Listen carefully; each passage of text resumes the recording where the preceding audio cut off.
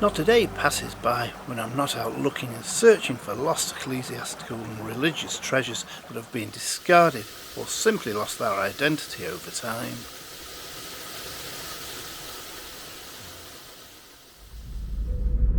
Many times this involves travelling around the country, following up on my research and investigations into the possible ecclesiastical objects that have turned up in house clearances, antique emporiums and sometimes even salvage yards. Just recently I was fortunate to discover a solid silver alms badge issued by the Archbishop of York, Robert Holgate, in the year of 1555 and bearing the cipher of the Archbishop. Just last year I was fortunate to be able to track down what I believe to be an ancient stone font that was lying in the corner of a Gloucestershire orchard full of leaves and dirt.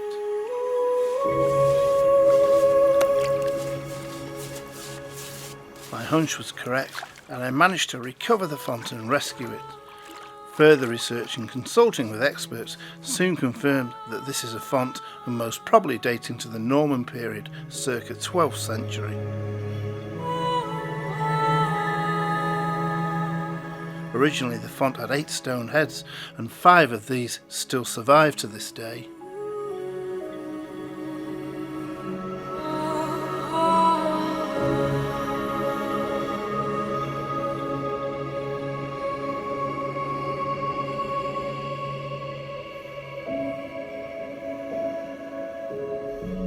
But it was in June this year that I was to discover one of the most important and extremely rare ecclesiastical treasures dating back to the year of 1577 and originating from Rome.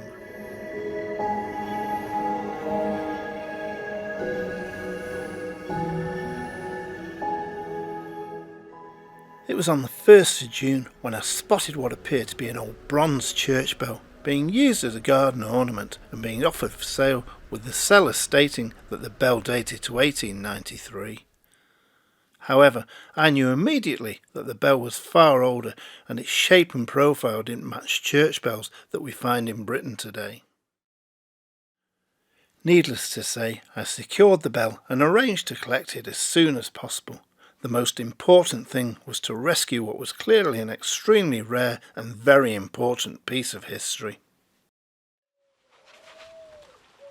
There was a great deal of research that lay ahead to try and find the provenance of this extremely rare bronze bell, and I wasn't aware that at the time just how much I would go on to discover and the amazing story that my detailed research would eventually tell.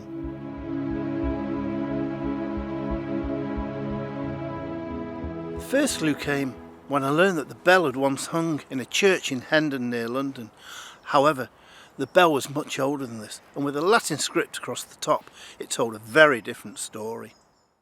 The Latin script was a dedication to Saint Agatha of Catania, also known as the Virgin Martyr, Agatha. She is believed to have perished at the age of 15 in the year of 250 AD. But what was even more revealing was the date that was cast into the side of the bell, being that of 1577 AD, thus quashing the theory that the bell was manufactured in the year of 1893.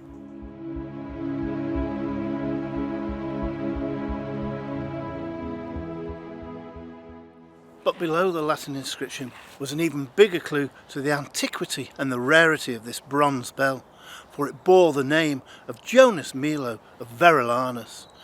Joannes Melo was the person who cast this bell way back in the year of 1577.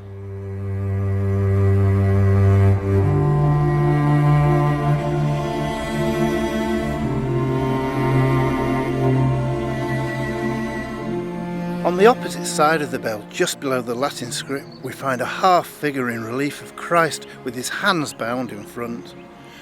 This is clearly the icon of the extreme humility of Christ, portraying Christ shortly following his crucifixion, a very rare symbol indeed. So how and why was this extremely important rare bronze Sanctus bell brought to Britain, and even more interestingly, who by? More research was needed, and the hunt continued in earnest to unravel this ongoing mystery about such an extremely rare Sanctus bell. We now knew that it had been cast in the 16th century in Vervulanus, known today in modern Italy as Veroli. But we were about to have a breakthrough when I was contacted by a young man called Kai Lever. Kai had seen many of my posts on social media highlighting the bell that I'd found. Kai also has a great interest in church bells, and indeed in 2018 he took up bell ringing for himself. Kai told me that he'd found a book entitled Church Bells of England, published in 1912 by H.B. Walters, and that it mentioned my bell in the list of the top 10 oldest foreign bells. This was a major breakthrough in my search for the full history of this Sanctus bell. Well, as I read that book, not only did I find a list containing details of my bell, but I also found a mention of the gentleman who brought it over here to Britain.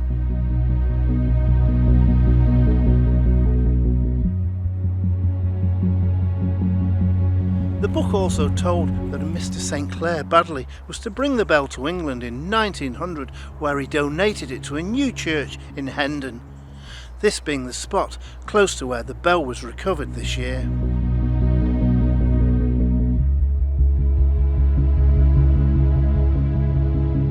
So who was St Clair Baddeley, and how did he acquire such an ancient rare bell? Well, the clue lay in front of me, right at the bottom of the page. Welbore St Clair Baddeley was a poet, dramatist, world traveller, archaeologist and historian. Born in 1856, he went on to become a celebrity of the Victorian age, writing many books on local history. But his love was writing travel guides in Sicily, Florence, Venice and Rome. Baddeley travelled around Italy on many occasions, and his love of Rome was paramount. Was this the connection to St Clair Baddeley and the bronze bell? As I pointed out earlier, St Clair Baddeley was mentioned as donating the bell to the new church in Hendon in the year of 1900.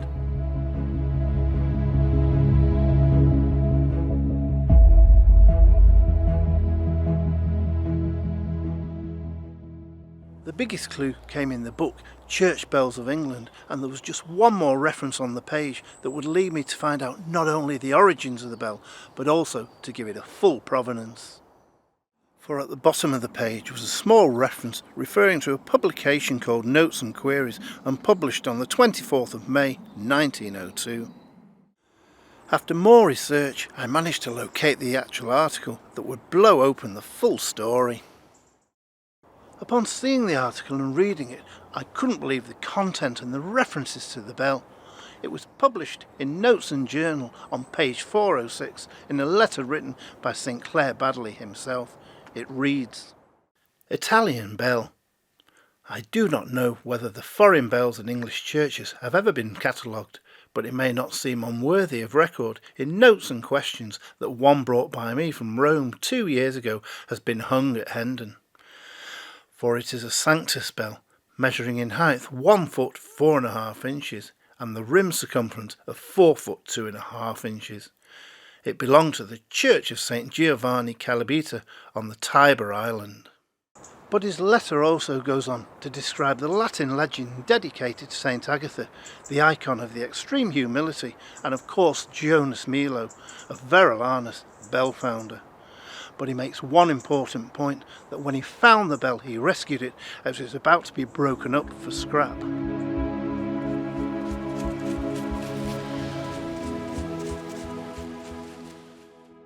So finally, we had the evidence and the proof needed that the bell that St Clair Baddeley brought back here to Britain is the same bell that I found earlier this year, close to Hendon.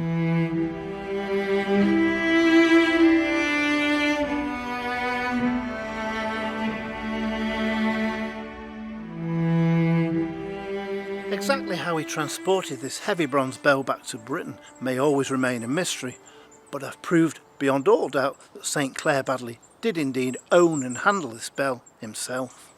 Now I could begin to build an accurate timeline and history of the life of this bell from its earliest days when it was cast by Joannes Melo right through to today. Cast in the year of 1577, the bell would have looked absolutely magnificent with its Latin legend to St Agatha of Catania, and not to mention the icon of the humility of Christ. This was a sacred bell to be proud of and no doubt well received by the church of St Giovanni Calabita that stands on Tiber Island in Rome. The island sits within the river Tiber itself, with fast-flowing waters to each side, and raised buildings dominate the island.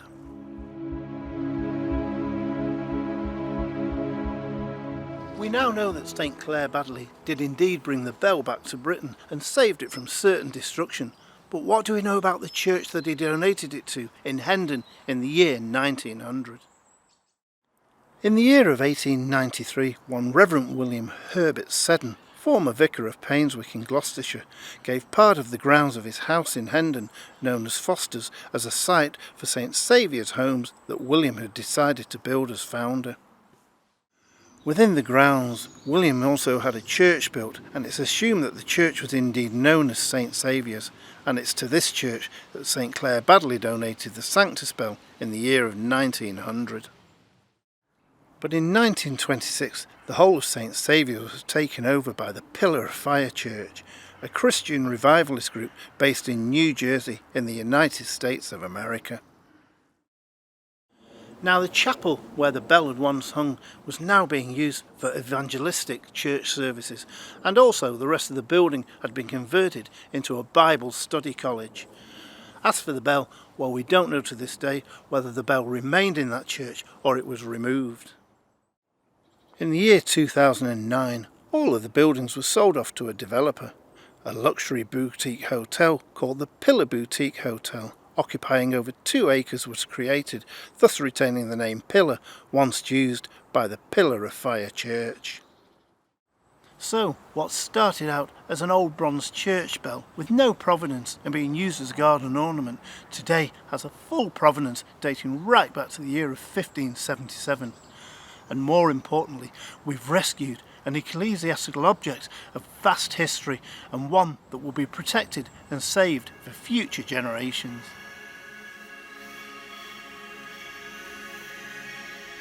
This sacred Sanctus bell is one of only a handful of such bells to ever reach the shores of Britain, and its extreme rarity cannot be overestimated.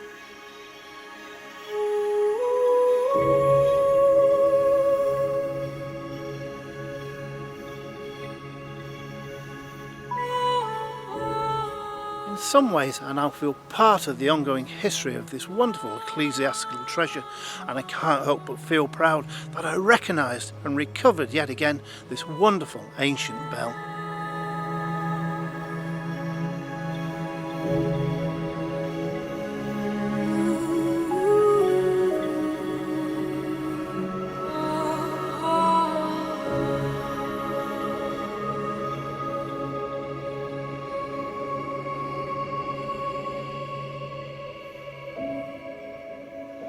Well, many of you have asked me questions, especially does the bell still ring and does it still have its original clapper? Well, the answer to those questions is yes, and the bell certainly does still ring.